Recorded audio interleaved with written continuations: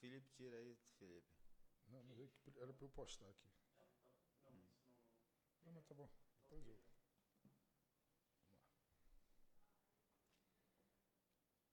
Boa tarde, estamos começando aqui uma entrevista com o deputado Marcelo Ramos, deputado federal, pelo PL.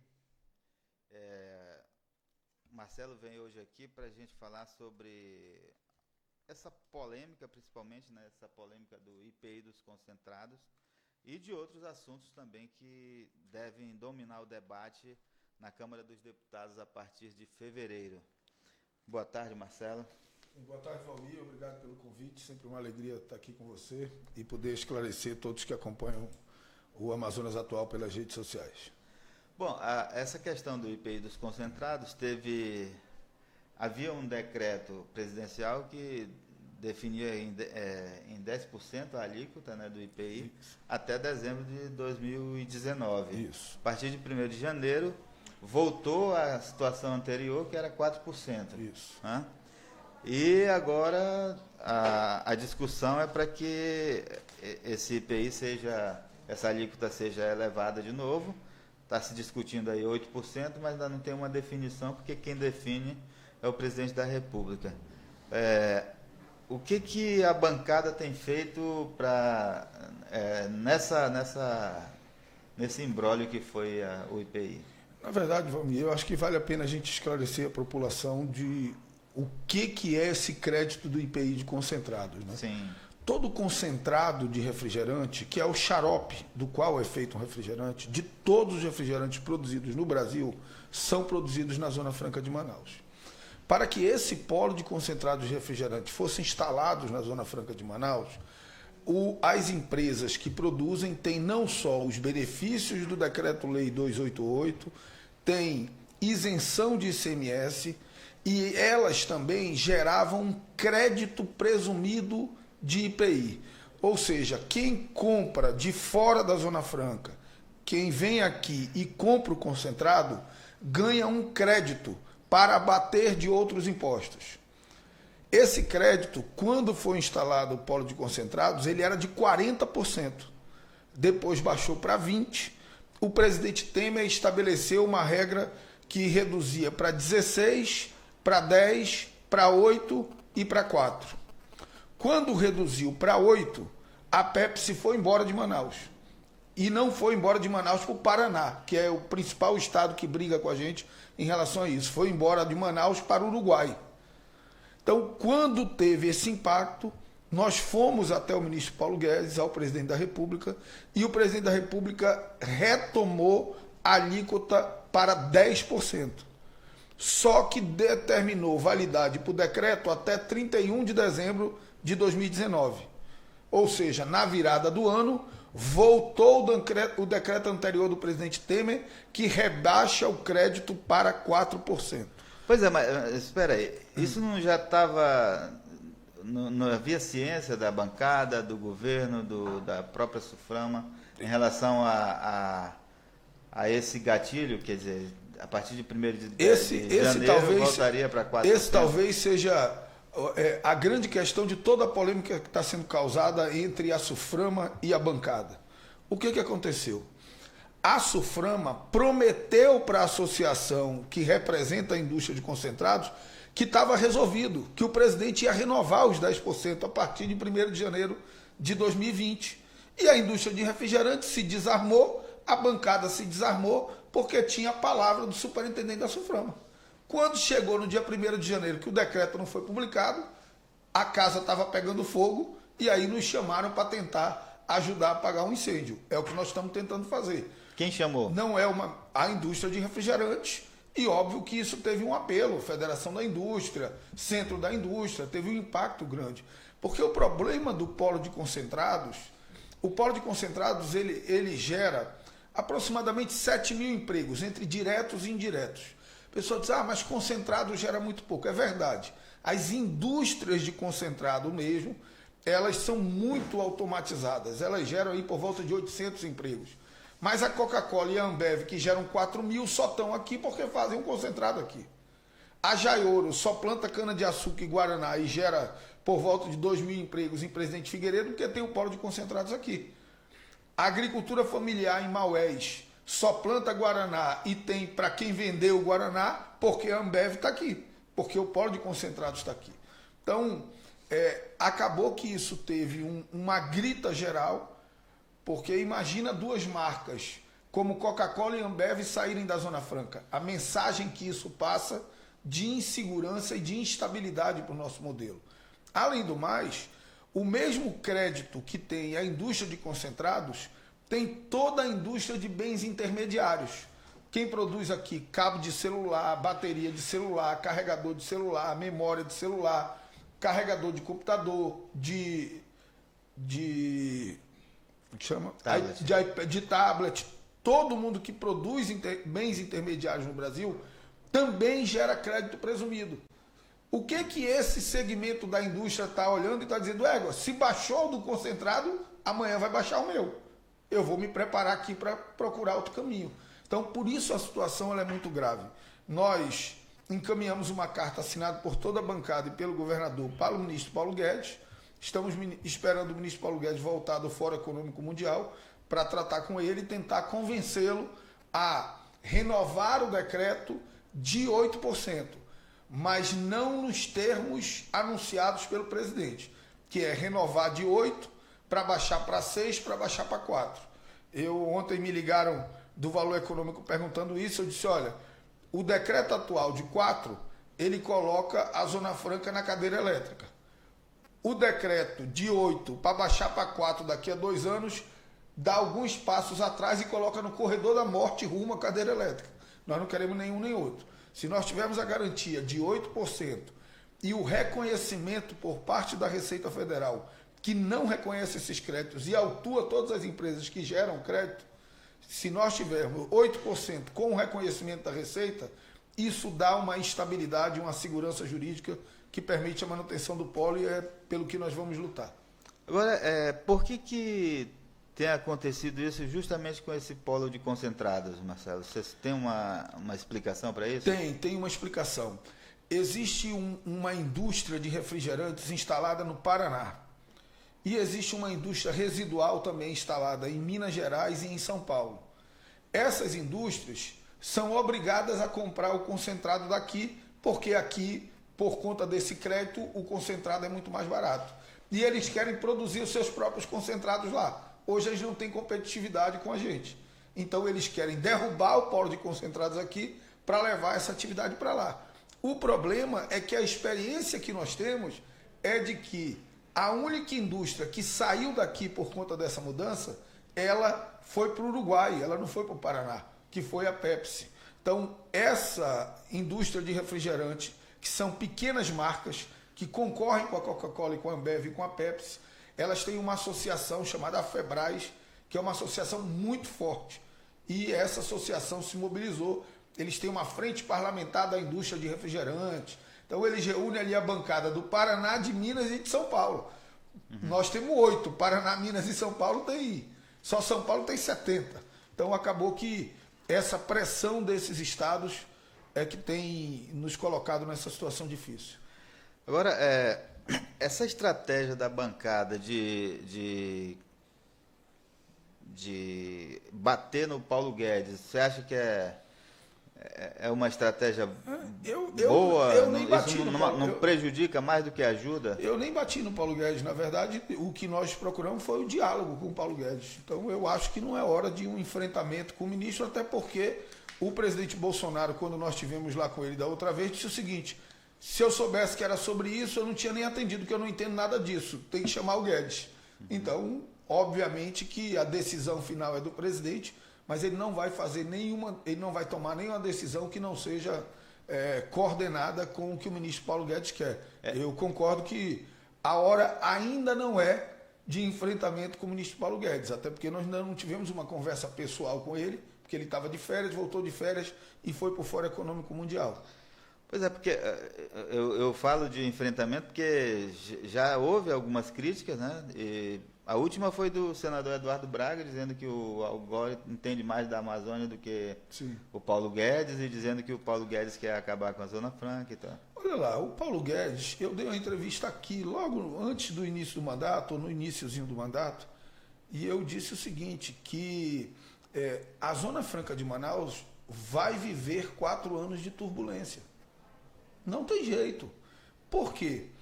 Porque os 2 pilares da Zona Franca de Manaus são os 2 pilares contrários do pensamento econômico do ministro Paulo Guedes.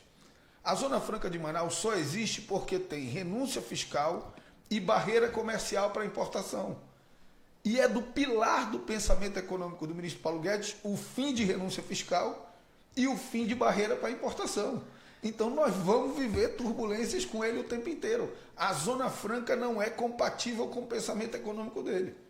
Agora, Marcelo, esse problema começou lá com o governo Temer, né? Sim. A gente tem que lembrar que foi na época da greve dos caminhoneiros para compensar a redução de tributo que o governo deu para o diesel, ele tinha que aumentar a receita e tirou, então, os incentivos da Zona Franca do polo de concentrados.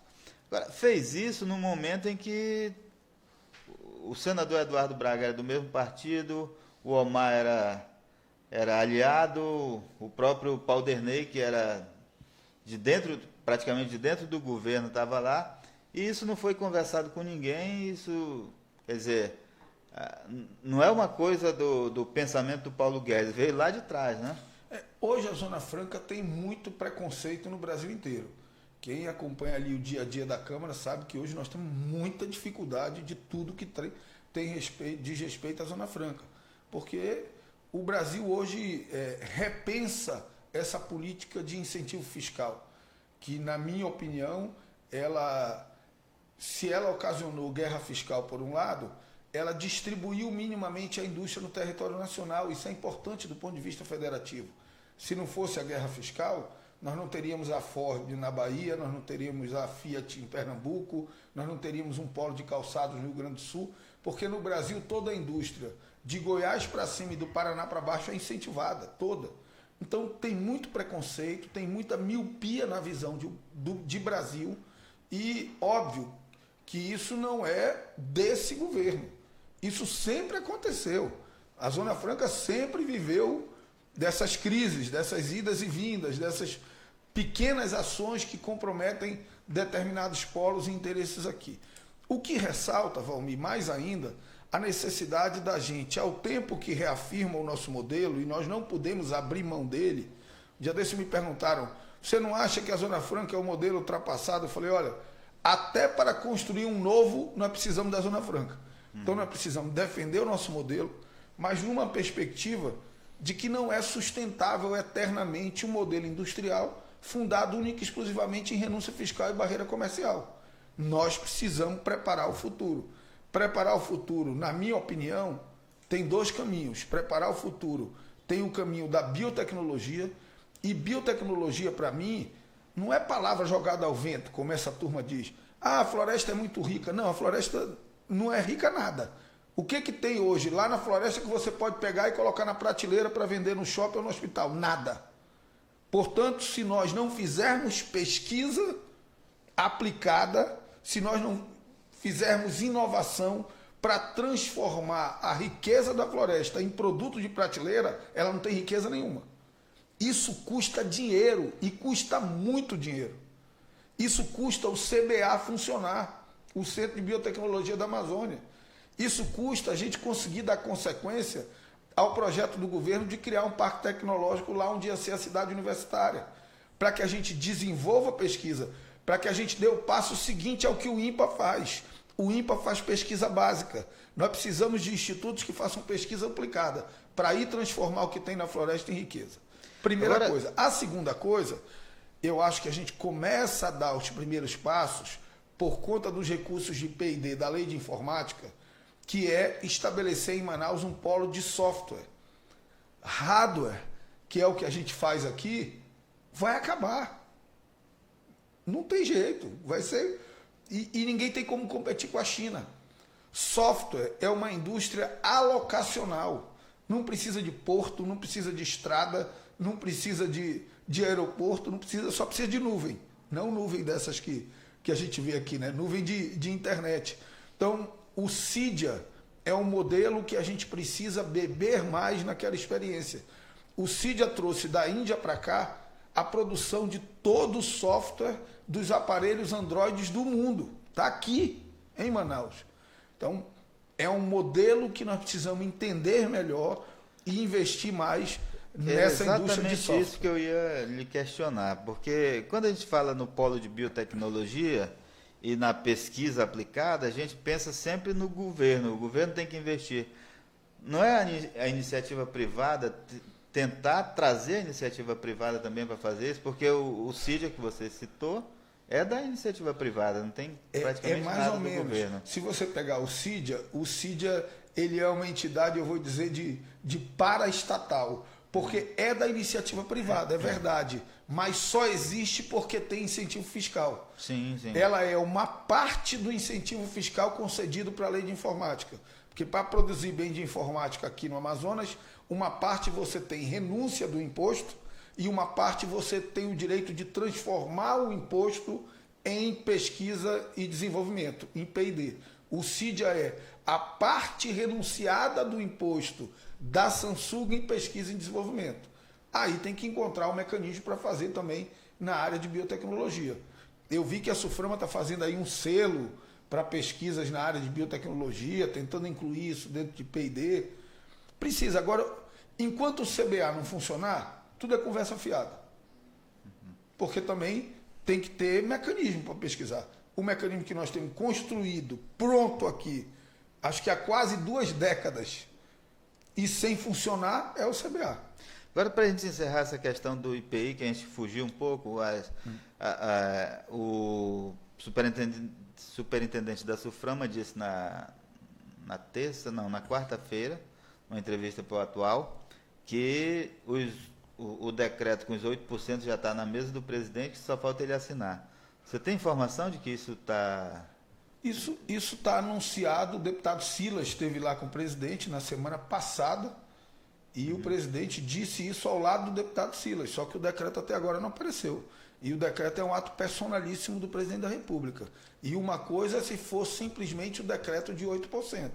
Outra coisa é se for um decreto estabelecendo 8% para esse ano, 6% para o próximo e 4% para o outro. Esse decreto não nos serve. E aí o que a bancada pretende fazer nesse caso? Conversar com o ministro Paulo Guedes e garantir que seja um decreto de 8%, sem redução para 6% e para 4%, com reconhecimento da Receita Federal do crédito. Agora, o ex-governador Amazônio Mendes se manifestou nas redes sociais esta semana sobre esse assunto e sugeriu que fosse levado ao Supremo Tribunal Federal essa questão. Você acha que é uma saída também? Não, eu não consigo ver caminho. Eu acho que talvez até o governo pudesse tentar isso. Acho que a gente correria um risco muito grande, porque se o Supremo julgasse contrário, a gente abriria uma margem para todos os outros créditos presumidos que nós temos. E, na verdade, o Supremo já decidiu sobre isso. O Supremo já decidiu que é constitucional o crédito presumido. Né? Naquela ação anterior, que inclusive o embargo vai ser julgado dia 7 de fevereiro. Então, eu não sei qual o fundamento que o ex-governador utilizou para justificar essa ida ao Supremo, mas a constitucionalidade do crédito já está reconhecido. Agora, discutir ser inconstitucional, reduzir o percentual do crédito, me parece que seria uma invasão a um poder discricionário do presidente da República. Na semana passada, o senhor disse que a bancada iria adotar medidas efetivas e enérgicas para manter a competitividade da Zona Franca. Quais são essas medidas? A primeira delas é o diálogo com o presidente, com o ministro Paulo Guedes. Se esse diálogo não for frutífero, nós vamos usar a influência que nós temos dentro do parlamento. O senador Omar é presidente da Comissão de Assuntos Econômicos, por onde passa tudo de interesse do Ministério da Economia. O senador Eduardo Braga é líder do MDB, que é o maior partido do Senado. Eu sou o primeiro vice-líder do PL, que é o segundo maior partido da Câmara dos Deputados. O deputado Sidney Leite é o vice-presidente da Comissão da Reforma Tributária. Então, nós temos mecanismos políticos para que o governo entenda a importância das coisas aqui e seja sensível às demandas do povo do Amazonas. Agora, não houve um cochilo da bancada, de um modo geral, e do próprio governo, nesse Pelo sentido? contrário. Na questão do IPI, já que tinha esse prazo até dezembro de 2019. Pelo contrário, tanto nós como a indústria de refrigerantes confiou na palavra do superintendente da SUFRAMA. Pois é, mas eu digo o seguinte, já que tem um decreto que precisa de uma outra medida, ou um decreto ou uma lei para garantir isso, esperar que... Não tem como ser lei, Valmir. Um dos caminhos que poderia ser feito não, vamos apresentar um projeto de lei estabelecendo um percentual. É impossível de aprovar. Uhum. Por quê? Porque vamos ser nós contra a bancada do Paraná, de São Paulo e de Minas, só para começar. Não, mas eu digo o seguinte, já que todo mundo sabia... Isso é um ato personalíssimo todo mundo sabia que o decreto tinha validade até dezembro, não seria oportuno consultar o governo? Vai sair o decreto ou não vai? Sim, mas tinha garantia. O governo, o Ministério da Economia no Amazonas é a SUFRAMA. A SUFRAMA é o órgão do Ministério da Economia no Amazonas. Agora eu acho que está faltando também diálogo, mais diálogo entre a bancada e a SUFRAMA, não está? Nós estamos à disposição da SUFRAMA para dialogar a hora que ele quiser. Sobre questões republicanas. Ok, vamos então a... Eu queria falar sobre prisão em segunda instância. O senhor é o relator... Presidente da comissão, né, que está discutindo isso na Câmara. Tem uma no Senado, tem uma na Câmara. Né? A partir de fevereiro, quais são os prazos para que essa medida comece a andar? A do Senado tem um acordo de lideranças que, infelizmente, um segmento do Senado insiste em querer confrontar, de que a proposta que vai tramitar é a da Câmara. Por dois problemas. Primeiro, porque a proposta do Senado ela é passível de questionamento da constitucionalidade dela, porque é um projeto de lei, altera o artigo 283 do Código de Processo Penal. E segundo, porque ela é inefetiva. Ela estabelece uma regra em que condenado em segunda instância vai preso, mas se o recurso não for protelatório e houver relevante controvérsia constitucional, ele fica solto. Ora, todo recurso extraordinário ou especial admitido é porque não é protelatório, porque tem relevante controvérsia constitucional. Portanto, toda vez que o recurso especial ou extraordinário for admitido pelo tribunal que recebe, não vai prender ninguém. E eu já fiz entender que eles não vão prender ninguém. Mas, na verdade, ali é mais para jogar para a torcida do que mesmo preocupado com a efetividade da medida. O que nós fizemos na Câmara foi diferente. É uma verdadeira reforma do Poder Judiciário brasileiro. Por quê? Porque nós vamos suprimir duas instâncias do sistema judiciário brasileiro.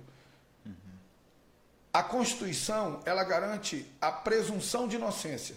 Sob entendimento do Supremo, presunção de inocência só pode ser condenado após o trânsito em julgado.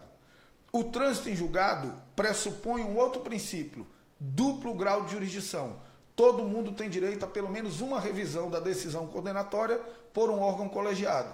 Nós vamos garantir o duplo grau de jurisdição, porque os tratados internacionais e a nossa Constituição não preservam o triplo grau, o quádruplo grau ou o quíntuplo grau. Preservam o duplo grau. Então, o que nós vamos fazer? Nós vamos alterar o artigo 102 e 105, acabar com o recurso especial e com o recurso extraordinário e definir que no Brasil, a partir da aprovação da PEC 199, todos os processos transitarão em julgados na segunda instância. Não só de prisão, todos. Cíveis, tributários, precatórios, divórcios, tudo. Porque é verdade que há um sentimento de impunidade muito grande quando alguém comete um crime e o momento da prisão é tão distante do momento do cometimento do crime que ou a população já esqueceu que ele cometeu aquele crime, ou o crime já prescreveu e ele não acaba preso. Mas também gera sentimento de impunidade o trabalhador que ganha uma causa trabalhista e morre antes de conseguir receber, por conta da eternidade de recursos das empresas. Também gera impunidade um empresário que vai à falência e não consegue receber um imposto que foi cobrado indevidamente dele, porque o Estado recorre até as últimas instâncias. Então, nós vamos entregar ao país um processo judiciário muito mais rápido, muito mais efetivo e que vai dar segurança para as pessoas. é prisão em segunda instância, é execução trabalhista em segunda instância, é execução tributária em segunda instância, é precatória em segunda instância. Agora, e qual vai ser a função dos tribunais superiores? A função para os quais eles foram criados. O Supremo Tribunal Federal foi criado para quê? O Supremo Tribunal Federal foi criado para ser corte constitucional. E o STJ foi criado para ser corte unificadora de jurisprudência da legislação federal. Eles foram criados para isso. O que o Supremo Tribunal é hoje? O Supremo Tribunal Federal hoje praticamente não julga controle abstrato de constitucionalidade. Praticamente não julga ação direta de constitucionalidade, ação declaratória de constitucionalidade. Você nem ouve o Supremo julgar disso. O que é que o Supremo julga?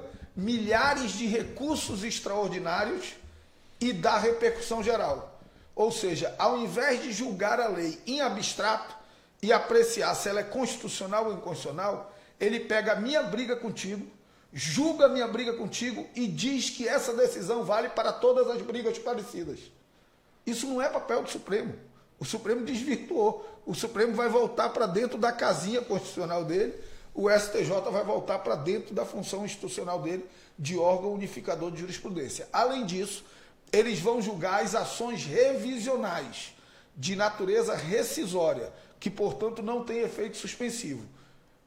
Preso em segunda instância, já executa a pena, mas cabe uma ação rescisória com poder cautelar. Essa ação também são eles que vão julgar. O que seria a ação rescisória? A diferença do recurso é que ela não tem efeito suspensivo. O recurso entrou com recurso, suspende a execução até julgar o recurso. A rescisória não. O processo já transitou em julgado. A rescisória é uma ação para desfazer o trânsito em julgado, se houver uma grave ofensa constitucional no decorrer do procedimento.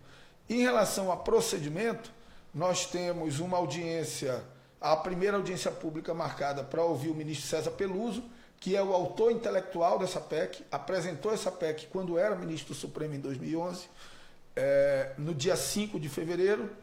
No dia 12 de fevereiro nós vamos ouvir o ministro Moro e teremos audiências públicas todas as quartas-feiras até a última quarta-feira de março.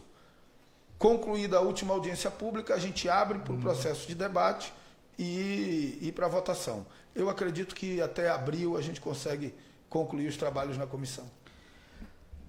E vamos entregar ao Brasil um poder judiciário mais rápido.